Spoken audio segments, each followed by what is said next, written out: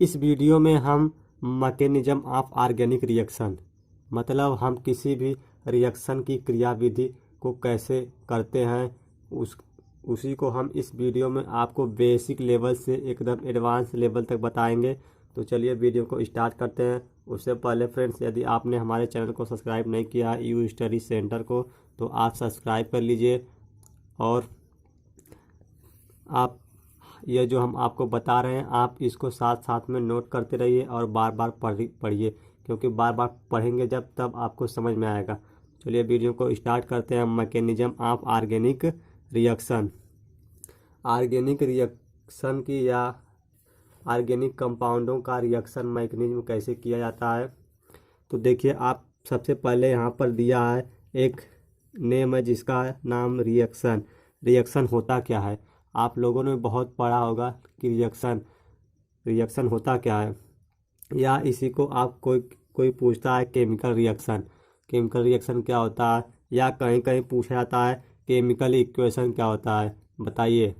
तो आप बताएंगे कि केमिकल इक्वेशन या केमिकल रिएक्शन या रिएक्शन क्या होता है। Conversion of a chemical compound into another chemical compound is known as chemical reaction. मतलब एक पदार्थ, एक केमिकल कंपाउंड, एक रासायनिक यौगिक का दूसरे रासायनिक यौगिक में परिवर्तन ही केमिकल रिएक्शन या केमिकल इक्वेशन कहलाता है।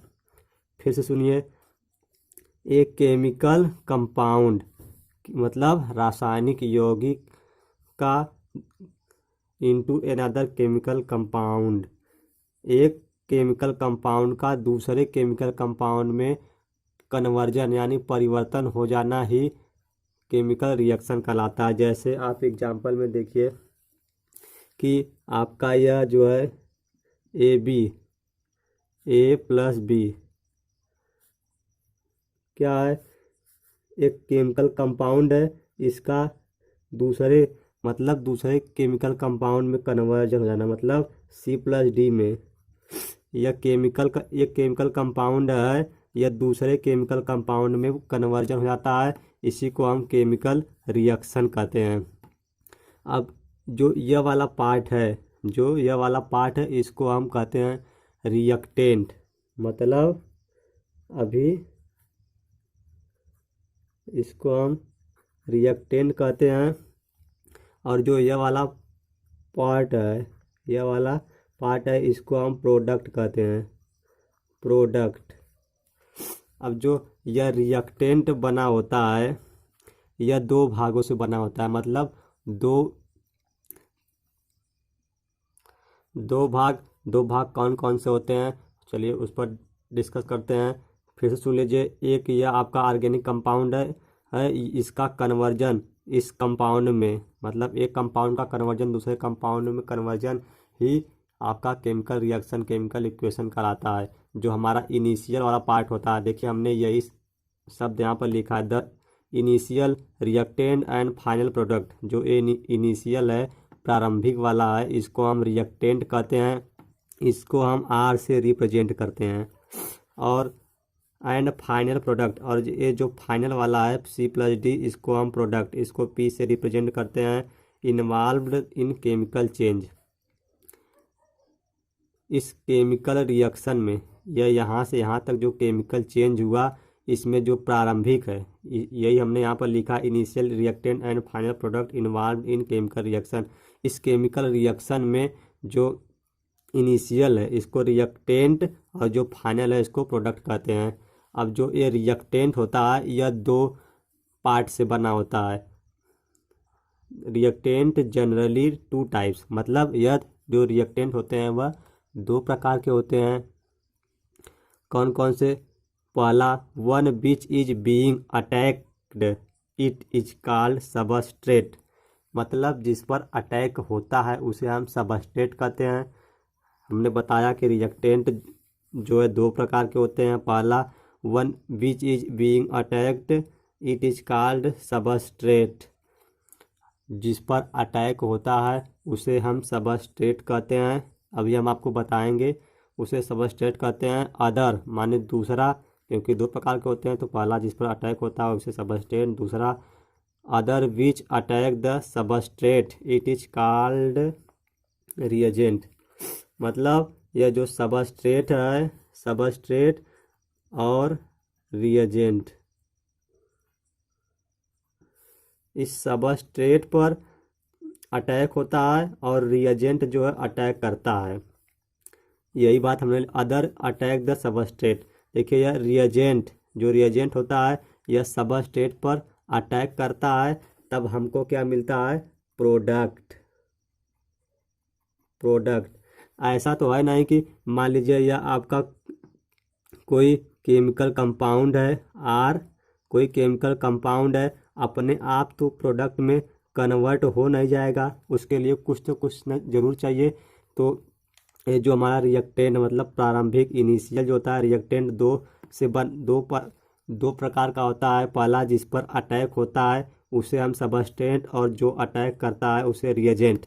देखिए यस, रिएजेंट इस पर अटैक करता है, अटैक मतलब कि रिएक्शन, अभिक्रिया। या रिएजेंट इस सबस्ट्रेट से अभिक्रिया करेगा तब हमको प्रोडक्ट मिलेगा।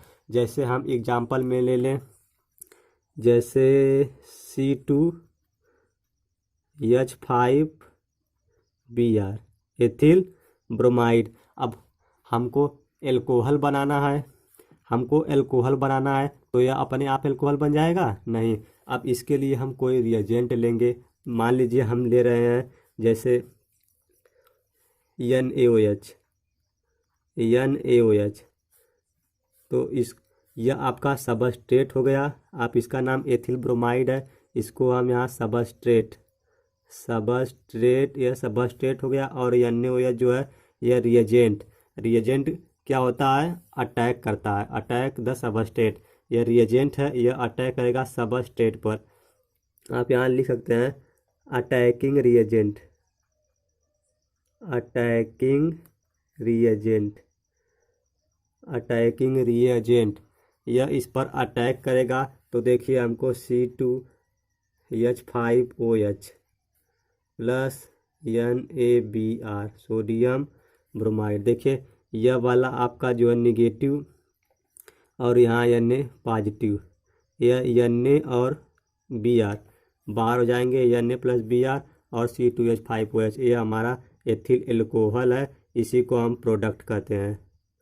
और प्रोडक्ट के अलावा जो अदर बनता है, इस प्रोडक्ट के अलावा उसको हम बाई प्रोडक्ट उत्पाद कहते हैं। देखिए और रिएक्शन चैप्टर के नाम में आया है एक मैकेनिज्म। हमने आपको रिएक्शन बता दिया क्या क्या रिएक्शन होता है, और इसमें देखिए एक मैकेनिज्म नाम आया है। तो मैकेनिज्म नाम आया है तो क्या होता है मैकेनिज्म, उसके बारे में हम डिस्कस कर लेते हैं। देखिए the detailed step by step description of a chemical reaction is called its mechanism. माने किसी केमिकल रिएक्शन का हम स्टेप बाय स्टेप स्टडी करें, उसका अध्ययन करें, उसी को हम मैकेनिज्म कहते हैं। डिस्क्रिप्शन माने उसके बारे में, step by step description of a chemical reaction. Chemical reaction में स्टेप बाय स्टेप के बारे में हम स्टडी करें, उसी को हम उसकी मैकेनिज्म कहते हैं।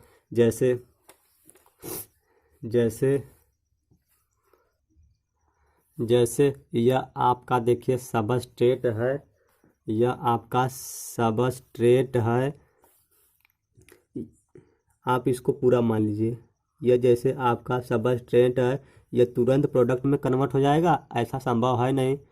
अरे भाई यह सबस्ट्रेट है, यह तुरंत प्रोडक्ट में कन्वर्ट हो जाएगा? नहीं। देखिए उसके बीच की कोई ना कोई अवस्था होगी जो रिएक्टेंट, माने जैसे यह सबस्टेंट है और यह रिएजेंट है, दोनों जब आपस में अभिक्रिया करेंगे तब ना प्रोडक्ट बनेगा। माने एक बीच की अवस्था आती है कि जब यह प्रोडक्ट नहीं बना हो, केवल यह दोनों रिएक्ट किए हों, मतलब कि सबस्ट्रेट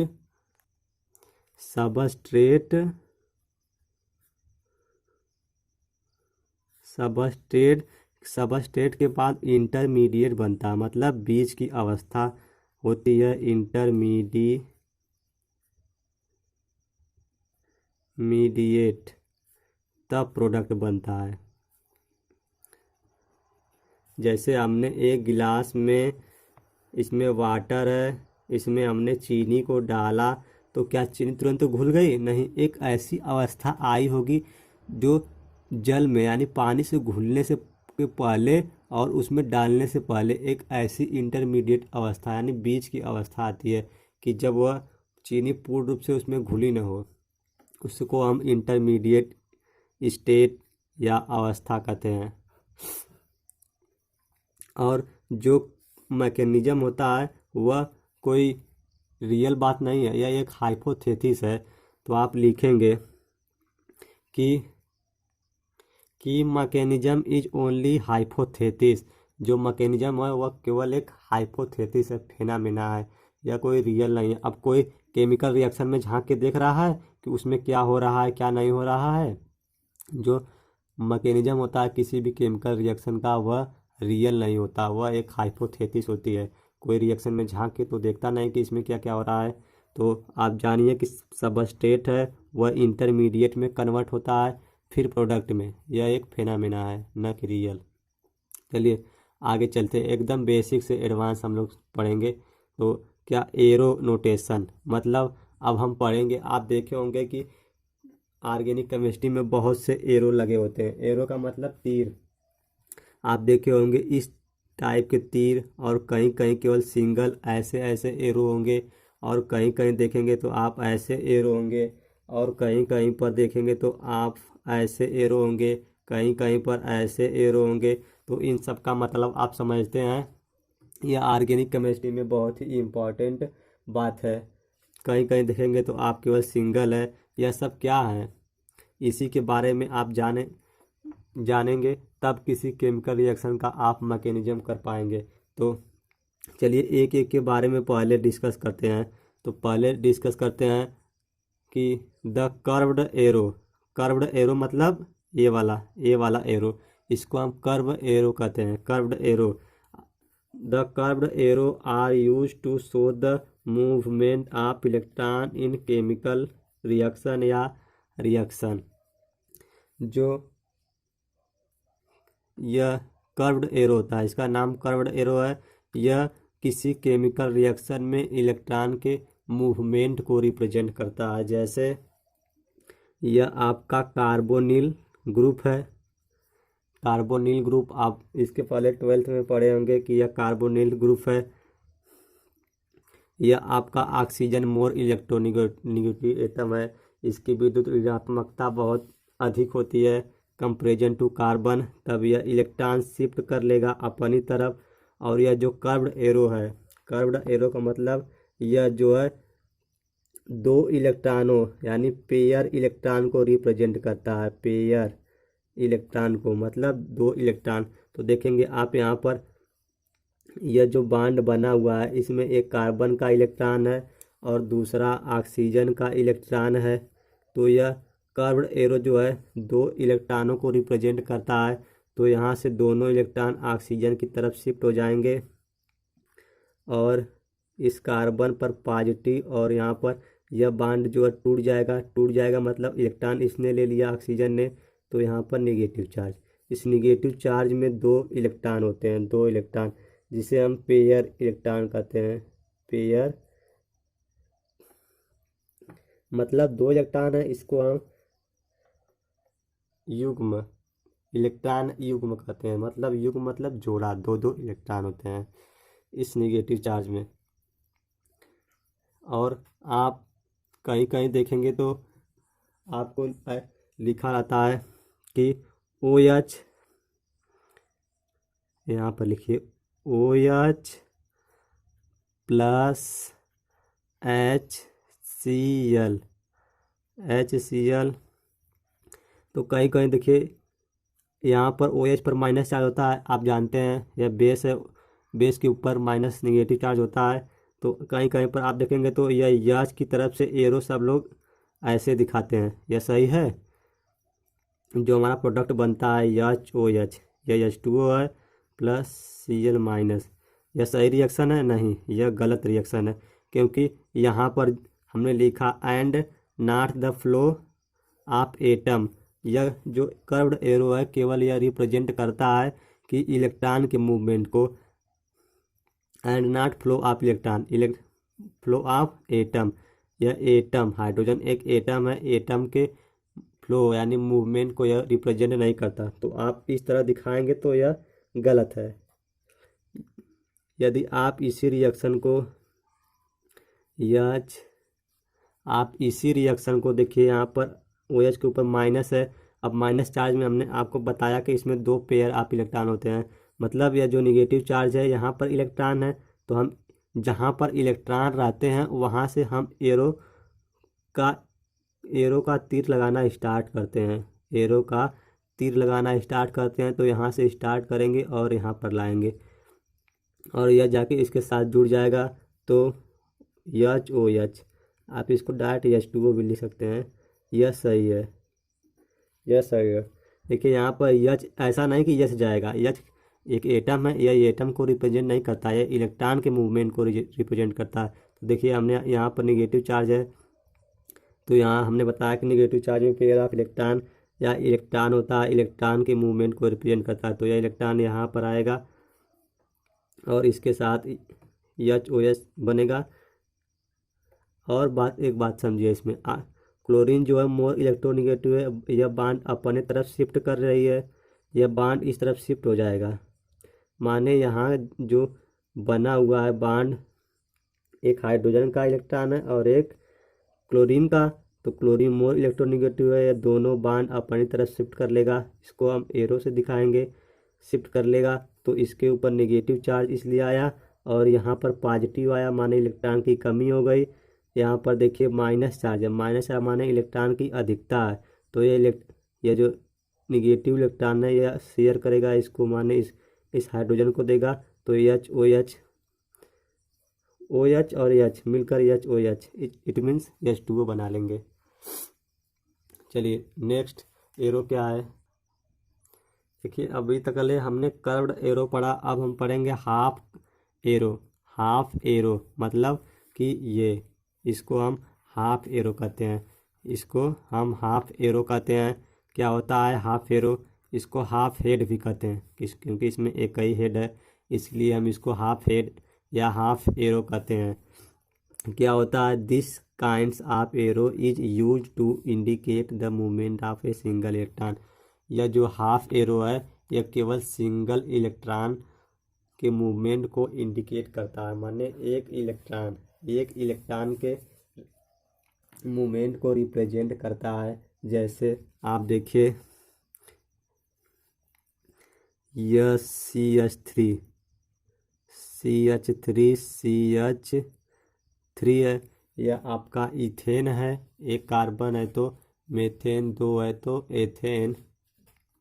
यहाँ पर आप देखिए तो एक जो इस कार्बन का यहाँ पर इलेक्ट्रॉन है और इस कार्बन का एक इलेक्ट्रॉन यहाँ पर है, तो यह हाफ एरो माने इस वाले को एक इलेक्ट्रॉन इस तरफ और एक इलेक्ट्रॉन इसको इस तरफ, माने यह सिंगल इलेक्ट्रॉन को रिप्रेजेंट करता है। तो 2 इलेक्ट्रॉन है, एक इसको दे दिया एक इसको, तो यहाँ पर यह हमारे CH3 एक इलेक्ट्रॉन यहाँ गया, तो इसको हम ऐसे रिप्रेजेंट करते हैं, प्लस दूसरा CH3 इसको हम इस तरह रिप्रेजेंट करते हैं। यह हमारा फ्री रेडिकल में टूट जाते हैं, एक इलेक्ट्रॉन इसने अपना ले लिया और एक इलेक्ट्रॉन इसने अपना ले लिया, तो यह जो इसके बाद बनता है उसे हम फ्री रेडिकल कहते हैं। यह आपका मेथिल है, फ्री रेडिकल को हम डॉट से रिप्रेजेंट करते हैं, आपको अभी आगे हम बताएंगे।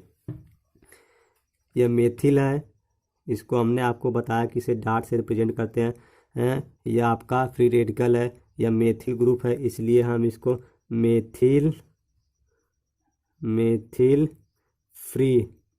फ्री रेडिकल, इसी तरह इसको भी मेथिल फ्री रेडिकल कहते हैं। चलिए अगला एरो क्या है कि स्टेट एरो मतलब कि ये वाला arrow. State arrow point from reactant to product in chemical reaction या इक्वेशन। जो स्टेट एरो होता है वह रिएक्टेंट टू प्रोडक्ट को इंडिकेट करता है, मतलब यह आपका रिएक्टेंट है, यह सिंगल एरो मतलब स्ट्रेट एरो रिप्रेजेंट करता है प्रोडक्ट में, समझे। मान लीजिए यह आपका जैसे C2H5Br, इसके पहले एग्जांपल लिया हमने, यह एथिल ब्रोमाइड है,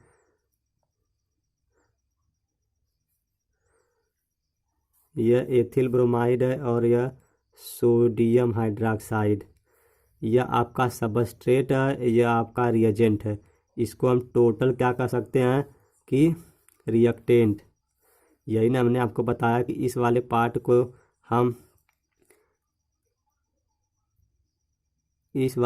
को हम कहते हैं सबस्ट्रेट। इस पर अटैक होता है इसलिए हम सबस्ट्रेट कहते हैं, और यह जो वाला यह अटैक करता है सबस्ट्रेट पर, इसलिए हम इसको रिएजेंट कहते हैं। और इस पूरे को मिलाकर हम कहते हैं क्या, रिएक्टेंट। इस पूरे को हम रिएक्टेंट कहते हैं। यह एथिल ब्रोमाइड है, यह सोडियम हाइड्रोक्साइड। यह सिंगल एरो है, यह रिप्रेजेंट करेगा क्या, एथिल एल्कोहल प्लस NaBr, यहाँ से Na और यहाँ से Br, NaBr और OH, यहाँ C2H5, यहाँ जाकर OH जुड़ जाएगा। इसको हम प्रोडक्ट कहते हैं। यह जो हमारा सिंगल एरो है, यह रिप्रेजेंट करता है केमिकल इक्वेशन को, मतलब रिएक्टेंट से प्रोडक्ट में। और अगला एरो देखिए क्या है, straight arrow with half head. देखिए यह आपका स्ट्रेट एरो है और विथ हाफ मतलब आधा है, with half. In used in pair मतलब दो जोड़ा हो, pair to indicate that reaction is reversible. यदि आपको कहीं इस प्रकार का जो है एरो मिल जाए तब रिएक्शन रिवर्सिबल होता है। जैसे A+B है, ऐसे लिखा हो तो आप जान जाइए कि रिएक्शन जो इससे जो प्रोडक्ट बनेगा C+D, यह रिएक्शन रिवर्सिबल होता है। मतलब यह आपका जो रिएक्टेंट है यह प्रोडक्ट में कन्वर्ट होगा और प्रोडक्ट फिर रिएक्टेंट में कन्वर्ट होगा, फिर रिएक्टेंट प्रोडक्ट में, फिर रिएक्टेंट प्रोडक्ट में। माने यह रिएक्शन रिवर्सिबल रिएक्शन को शो करता है। माने यह एरो हम रिवर्सिबल रिएक्शन में लगाते हैं। चलिए, ए डबल हेडेड स्ट्रेट एरो, आप यहाँ पर स्ट्रेट लिखिए, ए double headed straight arrow between to structure indicate double headed straight arrow. मतलब आप देखे होंगे कहीं पर यह स्ट्रेट है, यहाँ पर डबल हेड मतलब दोनों साइड एरो का निशान हो। A double headed straight arrow between two structures indicate that they are resonance structure. इस प्रकार का जो स्ट्रक्चर होता है वह रिजोनेंस स्ट्रक्चर को रिप्रेजेंट करता है। जैसे आप देखिए, हमने आपको पहले ही बताया कि यह कार्बोनिल कंपाउंड है, यहाँ पर यह ऑक्सीजन मोर इलेक्ट्रोनेगेटिव इस तरफ बॉन्ड शिफ्ट हो गया, तो यहाँ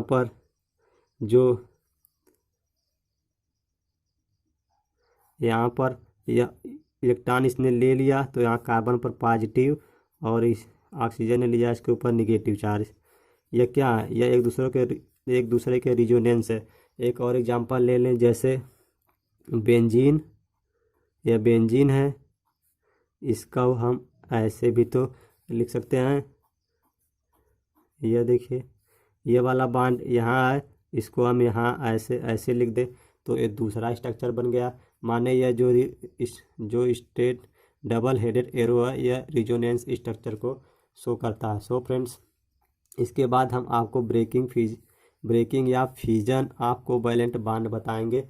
इस वीडियो में केवल इतना ही। यदि आपको यह वीडियो समझ में आई हो, सभी टॉपिक आपको समझ में आए हो, तो आप एक बार हिट द लाइक बटन, और यदि आप हमारे चैनल पर नए हैं तो चैनल को सब्सक्राइब कर लीजिए।